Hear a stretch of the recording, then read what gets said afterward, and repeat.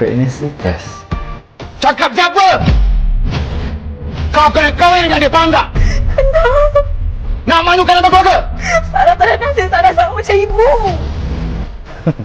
Sarah. Tiap kali aku nak jumpa kau, nak kena ugut dulu baru kau nak datang, Sarah. Malam ni. Aku tak kira. Kau memang kau, Sarah. Kau nak tidur bersama? Kau memang kau ajar,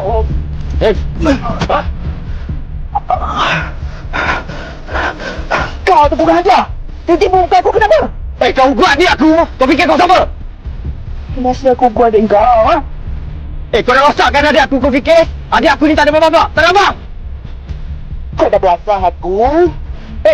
Adik kau tu yang zilakan aku. Kau jangan sampai. Kau belakan adik kau. Kau dengan family kau malu kau tak? Kau nak ugut aku sekarang? Aku tahu mana bapak kau. Kau duduk kat mana? Kau jangan sampai aku hate bapak kau masuk penjara. Sorry aku salah. Okey. Kau memang kau hajar. Kau ambil telefon dia sekarang. Bagi phone. Kau delete gambar adik aku sekarang. Okey. Kau janji dengan aku. Aku delete gambar adik kau. Kau jangan kacau aku dengan family aku, okey?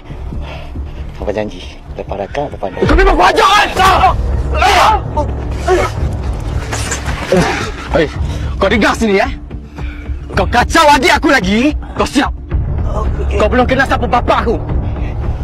Phone. Dia dah padam semua. Dah ya. Nas sendiri yang tengok phone tu. Nas dah padam semua benda yang dekat dalam telefon. Dah saya tengok dekat dalam WhatsApp. Nasib baiklah dia tak hantar pada siapa-siapa.